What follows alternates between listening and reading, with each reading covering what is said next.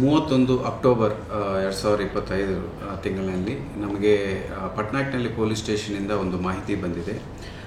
ದೊಡ್ಡ ಅಲ್ಲಿ ಪಟ್ನಾಯಕ್ನಲ್ಲಿ police station ಲಿಮಿಟ್ಸಲ್ಲಿ ದೊಡ್ಡ ಬಾಣಗೆರೆ ಅನ್ನೋಂಥ ಒಂದು ವಿಲೇಜಿಂದ ಒಬ್ಬ 86 ಇಯರ್ ಓಲ್ಡ್ ಅಜ್ಜಿ ಹುಟ್ಟಿರಮ್ಮ ಅನ್ನೋರು ಮೃತಪಟ್ಟಿರುವ ಸ್ಥಿತಿಯಲ್ಲಿ ಇದ್ದರು ಅಂತ ನಮಗೆ ಆ ಊರಿಂದ ಮಾಹಿತಿ ಬರುತ್ತೆ. ತಕ್ಷಣವೇ ಪೊಲೀಸರು ಸ್ಪಾಟ್ಗೆ ಹೋಗಿ ನೋಡಿದಾಗ ಅಜ್ಜಿ ಮೃತಾವಸ್ಥೆಯಲ್ಲಿ ಕೆಳಗೆ ಬಿದ್ದಿರುತ್ತಾರೆ. ಅವರು ಫ್ಯಾಮಿಲಿಯಿಂದನೂ ಸಹ ನಮಗೆ ಯಾವುದು ಸಂಶಯ ಇಲ್ಲ ಅಂತ ಹೇಳಾದ ಮೇಲೆ ನಾವು ಅದು ಬಾಡಿಯನ್ನು ನಾವು UDRಗೆ ಅಂತ ತೊಗೊಂಡು ಇರ್ತೀವಿ. ಬಟ್ ಅಲ್ಲಿರುವ ನಮ್ಮ ಪೊಲೀಸರಿಗೆ ಅಜ್ಜಿ ಕಿವಿಯಿಂದ ಸ್ವಲ್ಪ ಬ್ಲಡ್ ಬರ್ತಾ ಇರುವ ಮಾಹಿತಿ ಇರೋದ್ರಿಂದ ಏನಾದರೂ ಆಗಿರಬಹುದು ಅನ್ನೋ ಸಂಶಯದಿಂದ ನಾವು ಪೋಸ್ಟ್ ಮಾರ್ಟಮ್ಗೆ ಕಳಿಸಿ ಅದಾದ ಮೇಲೆ ಆ ಅಜ್ಜಿ ಇರುವ ಅಕ್ಕಪಕ್ಕ ಇರುವವ್ರ ಜೊತೆ ಪ್ರಶ್ನೆ ಮಾಡಿ ಕ್ಯಾಮ್ರಾಗಳೆಲ್ಲ ನೋಡಲಾಗಿದೆ. ಸೊ ಕ್ಯಾಮ್ರಾಗಳಲ್ಲಿ ನೋಡುವಾಗ ಶ್ರೀಧರ್ ಸನ್ ಆಫ್ ಈರಣ್ಣ ಪಕ್ಕ ಮನೆಯಲ್ಲೇ ಇರುವವರು, ಇವರಿಗೆ ಮೃತರಿಗೆ ಸಂಬಂಧಿಕರು ಆಗಿರುವ ಅಂಥವನು ಮನೆಯಲ್ಲಿ ಇಲ್ಲ ಅನ್ನೋಂಥ ವಿಚಾರ ನಮಗೆ ಕಂಡುಬರುತ್ತೆ. ಮತ್ತು ಅವ್ರ ಕ್ಯಾಮ್ರಾದಲ್ಲಿನೂ ಅವರು ಕಾಣಿಸ್ಕೊಂಡಿರ್ತಾರೆ ಆ ಘಟನೆ ನಡೆದಿರುವ ಸಮಯದಲ್ಲಿ. ಸೊ ಆ್ಯಂಡ್ ಅಜ್ಜಿ ಒಂದು ಸರಾನು ಸಹ ಅಲ್ಲಿ ಇದ್ದಿರುವುದಿಲ್ಲ. ಸೊ ಇಂಥ ಕ್ಲೂಸ್ ಮೇಲೆ ನಮಗೆ ಡೌಟ್ ಇತ್ತು. ಸೊ ಇಮಿಡಿಯೇಟಾಗಿ ನಾವು ಪೊಲೀಸ್ ತಂಡವನ್ನು ರಚಿಸಿ ಇವ್ರನ್ನು ಹುಡುಕಿ ನಾವು ಶಿರಾ ಬಸ್ ಸ್ಟ್ಯಾಂಡ್ ಟೌನ್ ಹತ್ರ ನಾವು ಭಾಳ ಅಲ್ಲಿ ಇರುವ ಲೋಕಲ್ ಟೀಮ್ ಭಾಳ ಬುದ್ಧಿ ಉಪಯೋಗಿಸಿ ಅವರು ಇಟ್ಕೊಂಡಿರ್ತಾರೆ. ಸೊ ಆ ಇಟ್ಕೊಂಡಿರುವವರನ್ನು ಪ್ರಶ್ನೆ ಮಾಡುವಾಗ ಅಕ್ಯೂಸ್ಡ್ ಮೊಬೈಲ್ ಚೆಕ್ ಮಾಡುವಾಗ ನಮಗೆ ಕಂಡುಬಂದಿರೋದೇನೆಂದರೆ ಈ ವ್ಯಕ್ತಿ ಆ ಮನೆಗೆ ಹೋಗಿ ಅಜ್ಜಿನೂ ಸಾಯಿಸಿ ಸ್ಟ್ರ್ಯಾಂಗ್ಲೇಟ್ ಮಾಡಿದ್ದಾನೆ.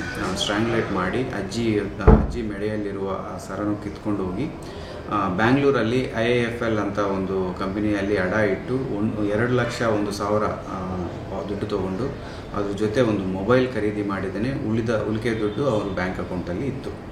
ಸೊ ಈ ಮಾಹಿತಿ ಮೇಲೆ ನಾವು ಅವರ ಮೇಲೆ 103 BNS ಮತ್ತು 309 subclause 6 BNS murder for gain ಸೆಕ್ಷನ್ಸ್ನಲ್ಲಿ ನಾವು FIR ಕನ್ವರ್ಟ್ ಮಾಡ್ಕೊಂಡಿದ್ವಿ.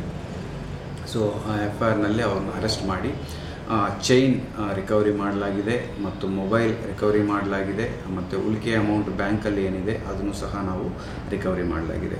ಅಕ್ಯೂಸನ್ನು ಅರೆಸ್ಟ್ ಮಾಡಿ ಮತ್ತೊಂದು ವಿಚಾರಣೆ ಮಾಡಿ ಅವ್ರನ್ನು ಜುಡಿಷಿಯಲ್ ಕಸ್ಟಡಿಗೆ ಪ್ರೊಡ್ಯೂಸ್ ಮಾಡಲಾಗಿದೆ. ಈ ಸದ್ಯಕ್ಕೆ ಅವರಿಗೆ ಜೈಲಿಗೆ ಕಳಿಸಿ ಪೊಲೀಸ್ ಕಸ್ಟಡಿ ಕೊಟ್ಟರು. ಆ ಪೊಲೀಸ್ ಕಸ್ಟಡಿ ಥ್ರೂನೇ ನಾವು ರಿಕವರಿ ಮಾಡಿ ಈಗ ಜೈಲಿಗೆ ಪ್ರೊಡ್ಯೂಸ್ ಮಾಡಲಾಗಿದೆ. ಏನು ಮಾಡಿದೆ ಸರ್ ಒಡವೆ ತೊಗೊಂಡೋಗಿ ಅಂತ? ಸೊ ಒಡವೆ ತೊಗೊಂಡು ಹೋಗಿ ಅವ್ರಿಗೆ ಒಂದು ಕಂಪನಿಯಲ್ಲಿ ಅಡ ಇಟ್ಟು 2 ಲಕ್ಷ ದುಡ್ಡು ತೊಗೊಂಡು ಆ 2 ಲಕ್ಷಗಳಲ್ಲಿ 90,000ಕ್ಕೆ ಒಂದು ಮೊಬೈಲ್ ಖರೀದಿ ಮಾಡಿದ್ದಾನೆ ಮತ್ತು ಉಳಿದ ದುಡ್ಡು ಬ್ಯಾಂಕ್ ಅಕೌಂಟಲ್ಲಿ ಇದೆ. ಸೊ ಆ ದುಡ್ಡಿಂದನೇ ನಾವು ಆ ಅಡ ಇಟ್ಟಿರುವ ಎಲ್ಲ ರಿಕವರಿ ಮಾಡಲಾಗಿದೆ. ಮುಂದಿನ ಇನ್ವೆಸ್ಟಿಗೇಷನ್ ಮಾಡಿ ಆದಷ್ಟು ಬೇಗ ನಾವು ಚಾರ್ಜ್ ಶೀಟ್ ಮಾಡಿ ಫಾಲೋಅಪ್ ಮಾಡ್ತೀವಿ. ಹೇಗೆ ಸರ್ ಇದಕ್ಕೆ ಮುಂಚೆ ಯಾವ್ದಾರ ಕೇಸಸಲ್ಲಿ ಇದನ್ನ ಸರ್ ಈ ಥರದ ಅಫೆಂಡರ್ ಇದಕ್ಕೆ ಮುಂಚೆ 2-3 ಒಂದು ಅಟೆನ್ಷನ್ ಡೈವರ್ಷನ್ ಕೇಸ್ ಇದೆ ಮತ್ತು ಇನ್ನೊಂದು ಲ್ಯಾಪ್ಟಾಪ್ ಕದ್ದಿರೋ ಕೇಸ್ ಒಂದಿದೆ. ಇವರು ಬ್ಯಾಂಗ್ಳೂರಲ್ಲಿ ಒಂದು ಕಡೆ ಕೆಲಸ ಮಾಡ್ತಿದ್ರು. ಅಲ್ಲಿ ಕೆಲಸ ಮಾಡ್ತಿರೋ ಜಾಗದಲ್ಲಿ ಲ್ಯಾಪ್ಟಾಪ್ ಕದ್ದಿರೋ ಕಂಪ್ಲೇಂಟ್ ಇದೆ. ಸೊ ಈ 2 ಮ್ಯಾಟರ್ಸ್ನಲ್ಲಿ ಅವರು ಅಕ್ಯೂಸ್ಡ್ ಆಗಿ ಇದ್ದರು. ಇದರಲ್ಲಿ ಮುಖ್ಯವಾಗಿ ನಮ್ಮ ಟೀಮ್ ತುಂಬ ಚೆನ್ನಾಗಿ ಕೆಲಸ ಮಾಡಿದ್ದಾರೆ.